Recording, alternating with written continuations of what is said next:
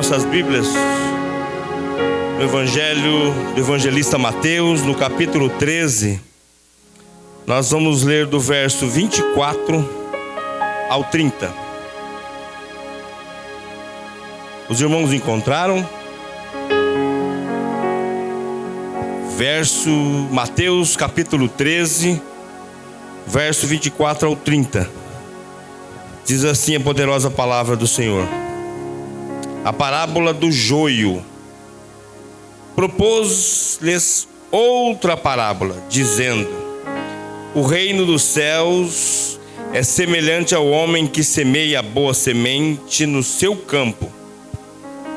Mas, dormindo, os homens veio e seu inimigo semeou o joio no meio do trigo e retirou-se.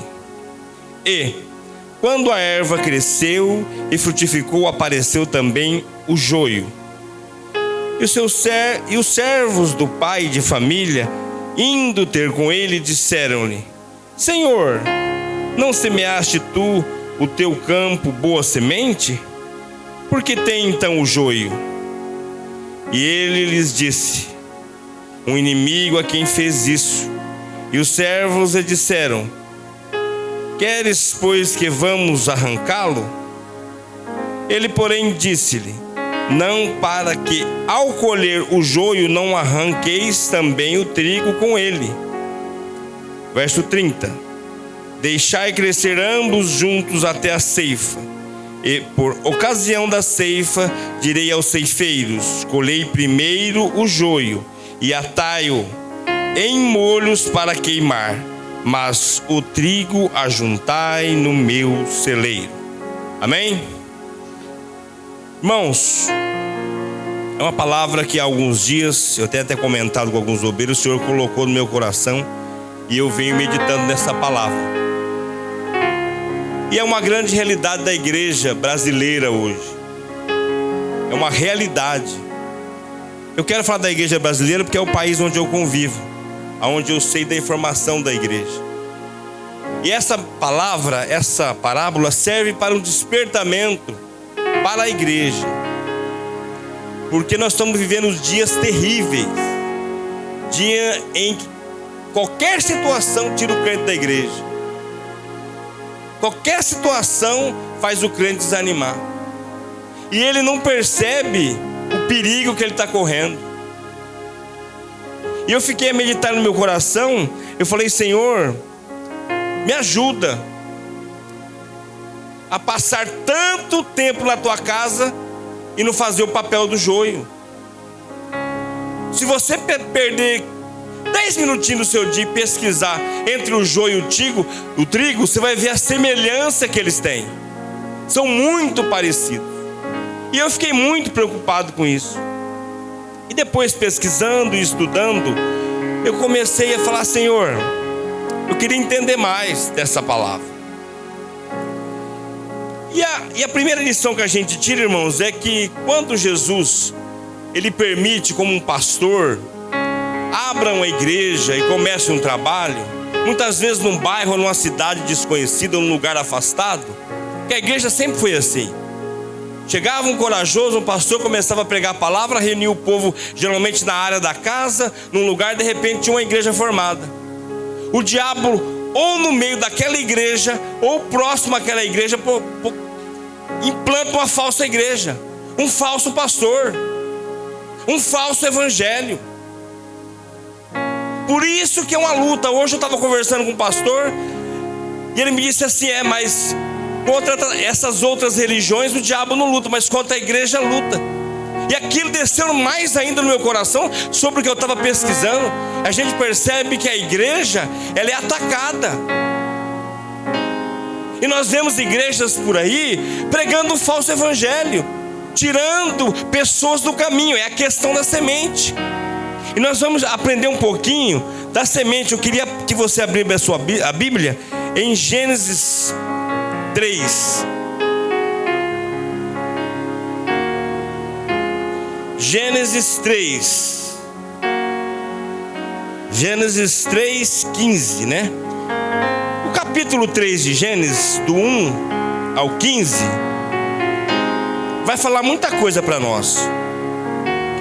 Vai nos ensinar muita coisa esse capítulo. A leitura é uma leitura um pouco extensa, irmãos, mas nós vamos ler o 15 primeiramente para a gente poder entender. Diz assim: e porei inimizade entre ti e a mulher, entre a tua semente e a semente dela. Esta ferirá a cabeça, e tu lhe ferirás o calcanhar. Quando a gente olha para esse texto, para esse versículo, nós estamos falando de duas sementes aqui. Duas sementes.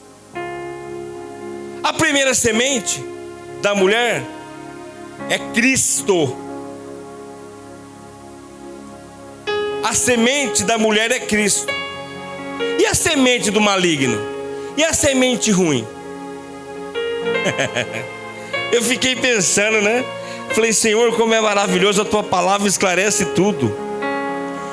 Quando nós vamos ver no capítulo 4, anda um capítulo para frente, diz assim, ó: e conheceu Adão a Eva, sua mulher, e ela concedeu a luz a Caim, e disse: alcancei do Senhor um homem. E deu a luz a mais um, a seu irmão Abel. E Abel foi pastor de ovelhas, e Caim foi lavrador da terra. E aconteceu que ao cabo de dias, Caim trouxe o fruto da terra, uma oferta ao Senhor. Abel também trouxe os primogênitos das suas ovelhas e da sua gordura, e atentou ao Senhor para Abel e para a sua oferta. Mas Caim, e para a sua oferta não atentou. E irou-se Caim, e fortemente se descaiu o semblante. O Senhor disse a Caim: por que irastes? E por que descaiu o seu semblante? Se fizeres bem, não é certo que serás aceito? Se não fizeres bem, o pecado jaz à porta, e sobre ti será o seu desejo, mas sobre ele deves dominar. Nós percebemos nesse texto que nós sabemos que o filho do homem e a semente da mulher era o Cristo. Quando Deus faz uma promessa a Abraão, que de Abraão nasceria uma semente, Ele está falando de sementes ou de descendentes. Haveria um de Abraão que venceria a serpente, que morreria na cruz por mim e por você, e que plantaria em nosso coração a boa semente. Mas nós percebemos que Caim foi afetado, e o diabo dominou o coração dele, e o diabo plantou a semente no coração dele. Esse pecado de Caim aqui gera um mal para a terra e para a humanidade terrível. E o diabo foi no coração do Caim. E irmãos, eu fiquei pesquisando agora à tarde, meditando em algumas coisas, eu fiquei pensando, que perigo que é para o crente um sentimento chamado avareza. É um perigo mortal para a vida do cristão. E eu vou provar para você na Bíblia. Olha só o que diz o texto. E aconteceu que ao cabo de dias, Caim trouxe o fruto da terra, uma oferta ao Senhor. Você percebe que ao cabo de dias, passou muitos dias. Você sabe o que Caim estava fazendo? Com tudo aquilo que Deus, o Criador dos céus e da terra, o dono de tudo, providenciou para que ele vivesse bem, que providenciou de alegria, de bem-estar para a vida dele. Porque a gente não pode falar de vida financeira aqui, porque o homem vivia para comer. Ele comia, vivia, o Senhor providenciou tudo, ele tinha de tudo. Você sabe o que ele fez? Ele negligenciou isso. Primeiro ele foi, pescar, nadar, fazer as coisas que ele podia fazer. Aí ao cabo de dias ele foi lembrar do Senhor. Ele não se importou com o Senhor, com as coisas do Senhor. E o que ele fez? Ele ignorou. Ao cabo de dias, depois passou o tempo. E na vida cristã não é diferente. O Senhor providencia o bem para nós, o nosso salário, o nosso sustento. E o que nós fazemos? Nós deixamos para depois. Muitas vezes um sentimento avarento, um sentimento ruim. Não, vou fazer isso primeiro, vou comprar isso para mim, eu vou fazer. Aí depois eu faço para o meu Senhor. Olha o perigo desse sentimento.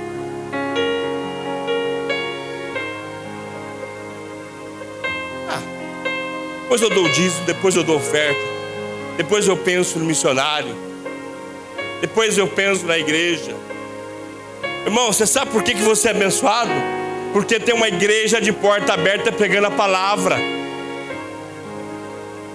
Você sabe o que sustenta a minha e a tua vida? É o Espírito Santo. Mas se você não vir na igreja, você não busca pelo Espírito Santo. Porque na sua casa e na minha casa nós vamos para o sofá, nós vamos para a Netflix, vamos para qualquer outra coisa, menos buscar a presença de Deus. É uma luta para o crente dentro da casa dele abrir a Bíblia dele. Tudo na paz, ele não lembra. Olha o que o sentimento de Caim fez com ele. Ele deixou o Senhor para segundo plano. Agora Abel não. Abel acordou bem cedinho, pegou a melhor ovelhinha, pegou a gordura. Flávio José disse que até o leite ele deu, e a lã, ele ofereceu tudo ao Senhor. Diz que até do queijo, do leite ele ofereceu. Tratou o Senhor as coisas de Deus com prioridade. Irmão, a boa semente, aquele que é a boa semente, que recebe a boa semente, você sabe o que ele faz? Ele trata as coisas de Deus com amor, com zelo, com prioridade. A má semente entrou no coração do Caim e destruiu a vida dele. Se você ler o capítulo 4 inteiro, você vai ver o que aconteceu com a vida desse homem. Está aí a primeira semente. Jesus está falando lá na frente. Mas a questão, a história da semente, a parábola, já existia, o Cristo conhecia. Olha o que a má semente faz. E fica um exemplo para nós. Quem que nós somos no mundo? Quem que nós somos no reino? A boa ou a má semente? Porque o joio é muito parecido com o trigo. E fica um alerta para nós cristãos. Abel morreu. E a Bíblia diz que o sacrifício dele fala eloquentemente até hoje. O homem justo, o homem que temia Deus, que adorava a Deus. Essa é a boa semente. Essa é a diferença entre o joio e o trigo.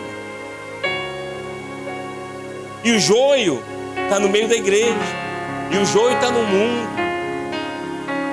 E o crente está na igreja, e o crente também não está longe do mundo, porque o crente convive com as coisas do mundo. O crente passa pelo mundo, ele está no mundo. Só que o trigo, de longe ele é reconhecido. O trigo, ali vai um trigo, ó. Ali está indo um trigo.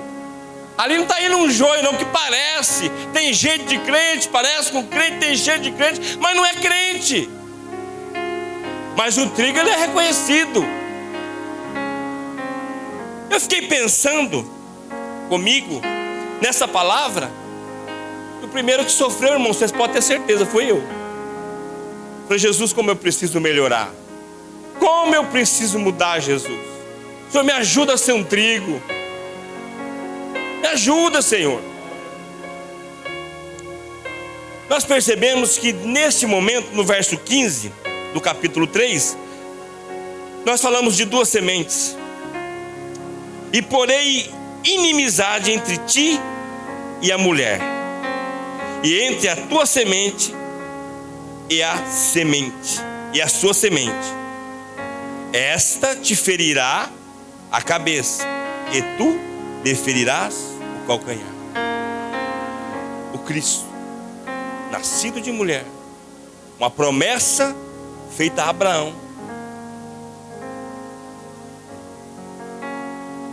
vem ao mundo e vence o pecado e vence a morte.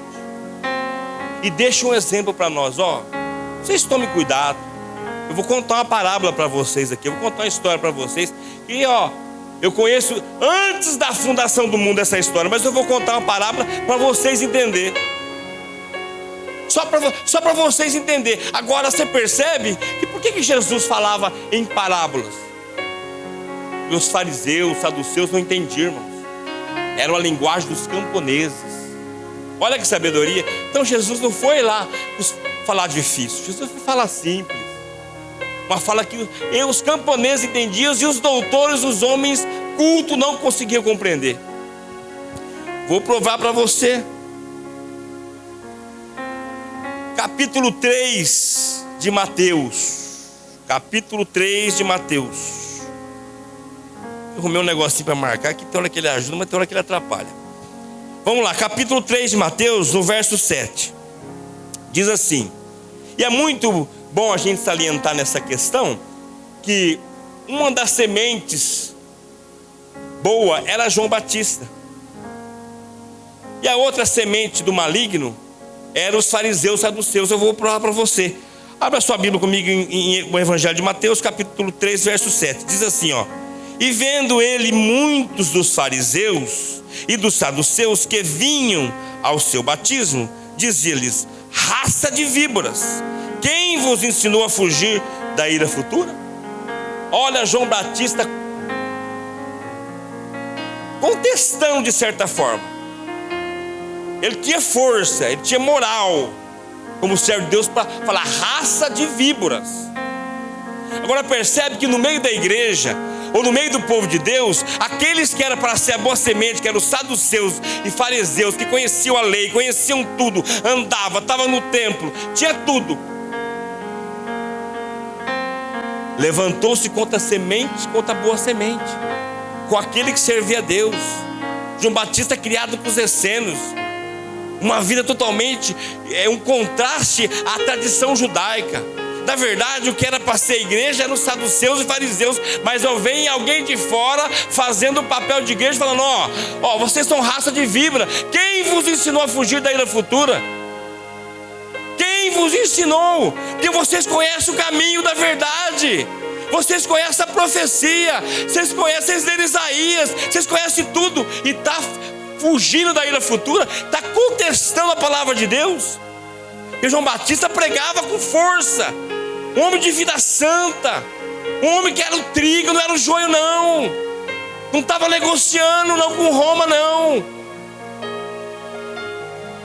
É difícil, irmãos, é difícil essa palavra.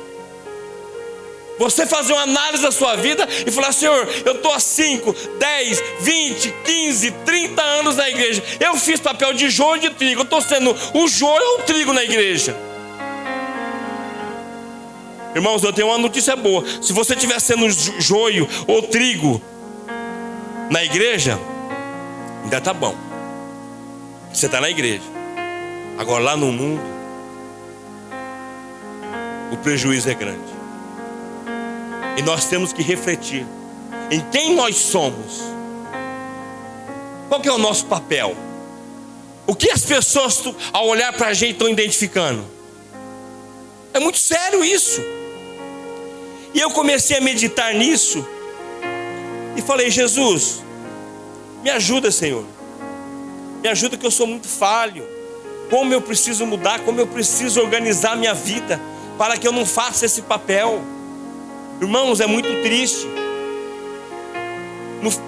No verso 30 de Mateus está dizendo que era para deixar crescer junto.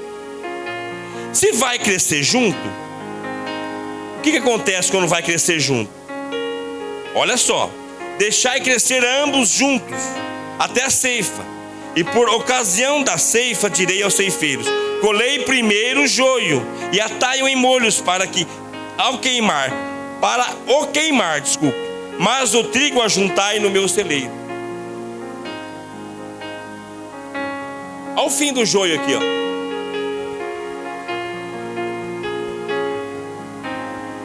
E quem que é o joio? Irmãos, a partir do momento que você ouve a palavra de Deus, que você ouve a pregação da palavra, que você tem uma vida cristã, é natural de que isso gere frutos. É natural de quem conhece o Evangelho e que foi convertido, que aceitou a semente, ela vai gerar frutos. Abra sua Bíblia comigo aí, em Mateus 13, nós vamos ler do verso 17 em diante, só para a gente meditar um pouquinho nisso. Diz assim: porque em verdade vos digo que muitos profetas e justos desejaram ver o que vós vedes e não ouviram, e ouvir o que vós ouvis e não ouviram. E escutai vós, pois, a parábola do semeador. Ouvindo alguém a palavra do reino e não a entendendo, vem o maligno e arrebata o que foi semeado no seu coração. E este o que foi semeado junto ao caminho, o que foi semeado entre os pedregais, é o que ouve a palavra, e logo a recebe com alegria, mas não tem raiz em si mesmo, antes é de pouca duração, e é chegada a angústia e a perseguição por causa da palavra, logo se ofende ou se vai. E o que foi semeado entre os espinhos é o que ouve a palavra, mas os cuidados deste mundo, a sedução e as riquezas sufocam a palavra e fica infrutífera. Mas o que foi semeado em boa terra é o que ouve e compreende a palavra e dá fruto.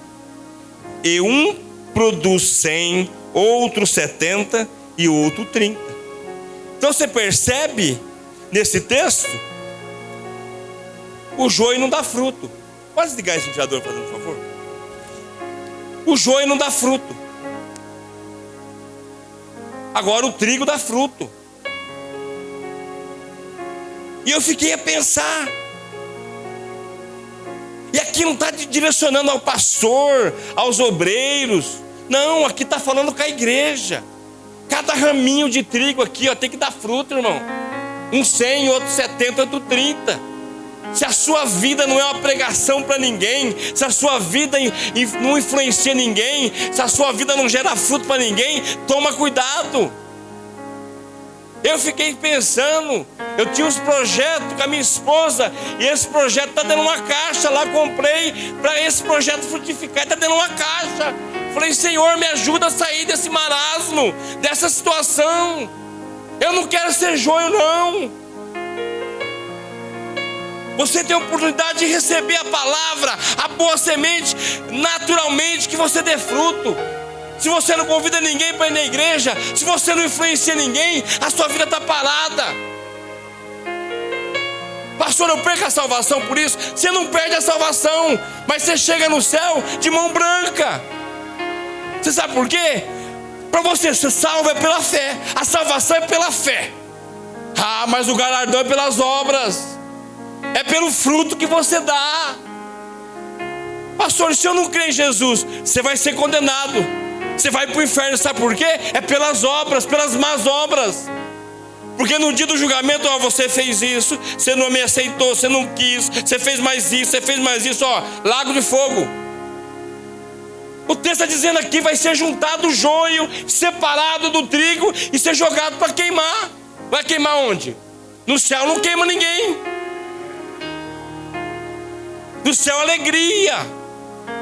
No céu é banquete. Já pensou como é triste? Irmãos, é um alerta. Vocês têm um pastor abençoado, e eu não quero aqui corrigir a igreja nem fazer nada, né, que fira esse princípio, mas é uma palavra de orientação para nós, para todos nós, para mim e para você. Talvez a partir de hoje nós vamos pensar diferente. Eu estou pensando diferente. Eu quero dar fruto, eu não quero perder a oportunidade.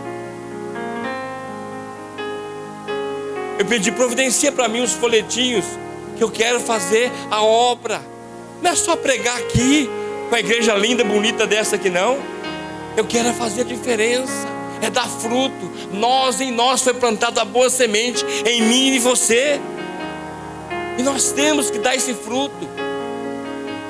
É tão triste isso, é tão difícil isso, é tão triste, que nós vemos pessoas, os falsos mestres, as falsas igrejas, o falso evangelho. Uma igreja que não se pauta pela palavra de Deus, ela está enganada.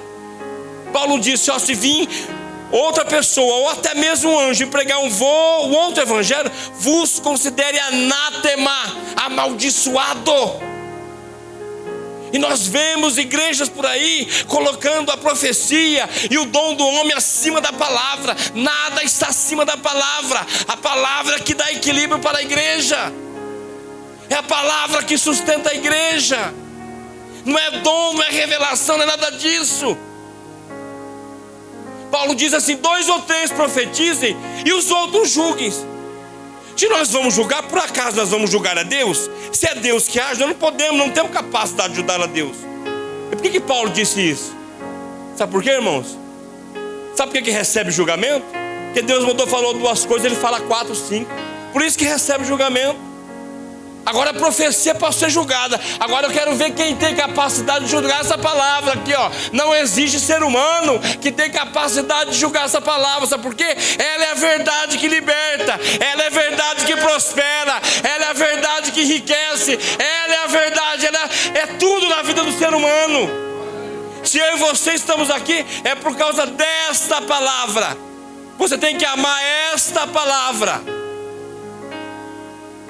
E é tão triste a vida destes que são joio dentro da igreja. É muito triste. É sempre assim, né? Nós marcamos um monte de referências, mas a gente acaba lendo 2 só. Mas amém.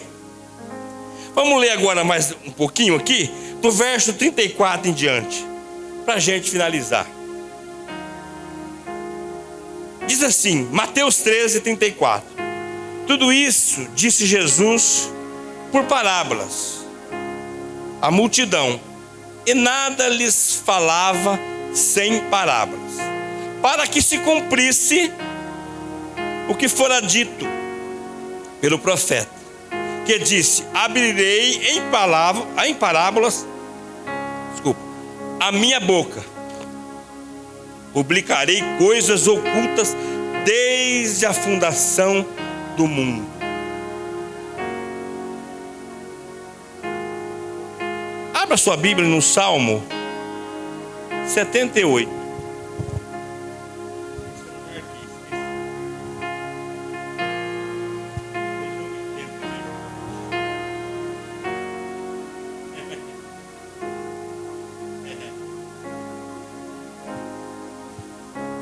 Salmo 78.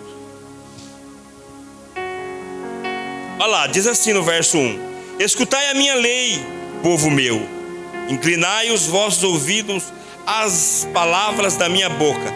Abrirei a minha boca numa parábola e falarei enigmas da antiguidade.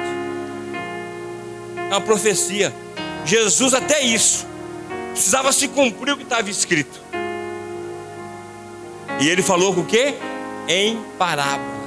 Sabe por que em parábolas? Para que só os simples, só aqueles que receberam a Cristo, que entenderam, aceitassem e compreendessem. Melhor dizendo, irmãos, estudar a teologia é muito bom. Nós precisamos crescer sim, estudar sim. Mas você sabe uma coisa que o crente precisa? É da bibliologia. Ele precisa conhecer a palavra. Ele precisa amar essa palavra. Tem resposta para tudo. Muitas vezes no anseio de conhecer mais e desenvolver mais, e nós devemos buscar isso, nós devemos ter isso na nossa vida. Mas nós precisamos conhecer aqui, ó, a Escritura. Eu comecei a pesquisar, comecei a procurar essas questões, eu fui me maravilhando. A profecia, Jesus está falando, está se cumprindo. Vamos continuar a leitura.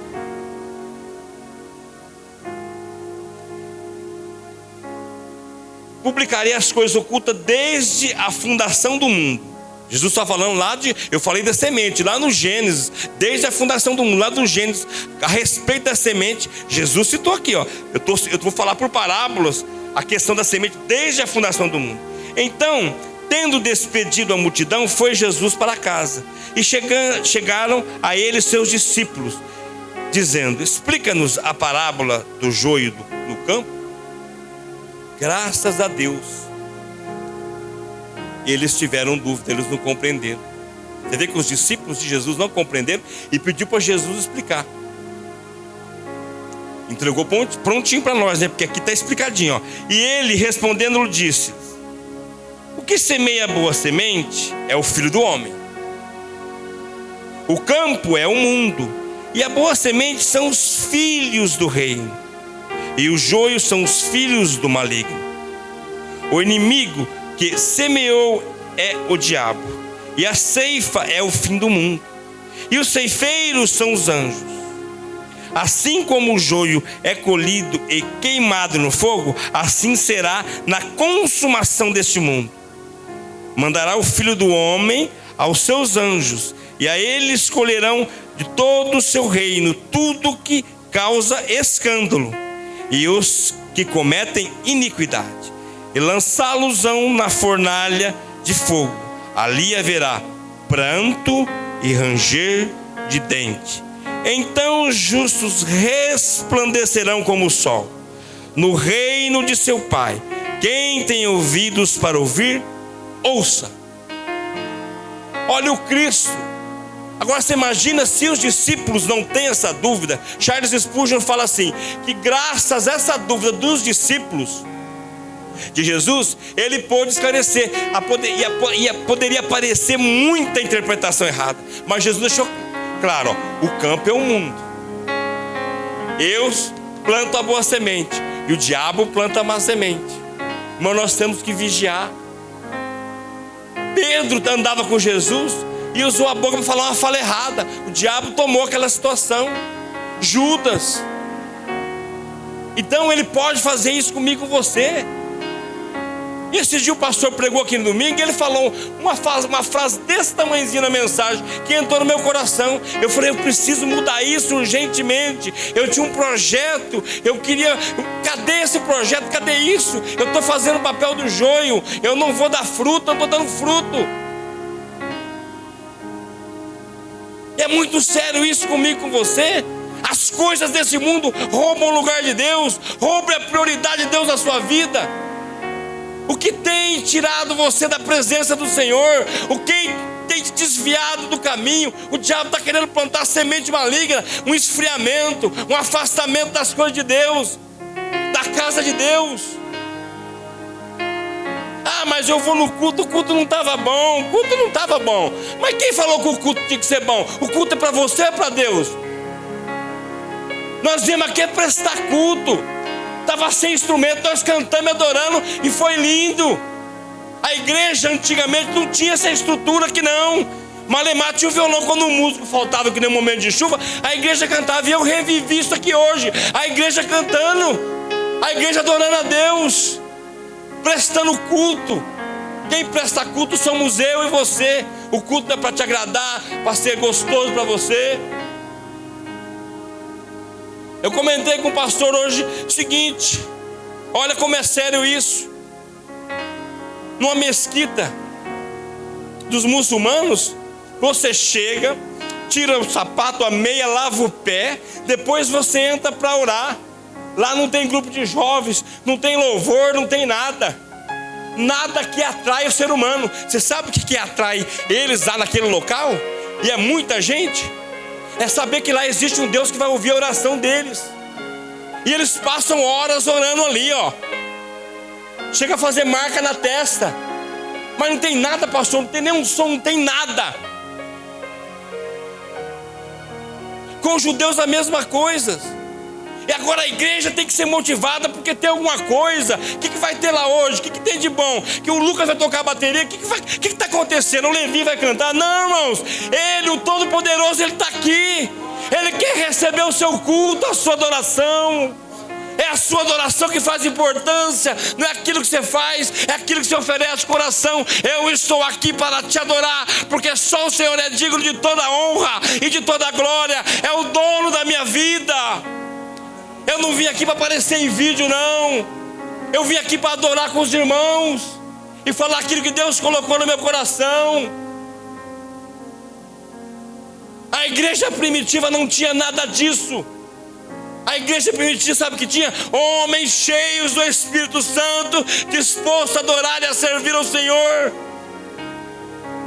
Os cristãos na era primitiva estavam sendo jogados para os leões, e eles não negavam a fé. Você sabe aqui o imperador falava assim, pega aqui essa igreja, fecha aqui, põe e vamos jogar nos leões.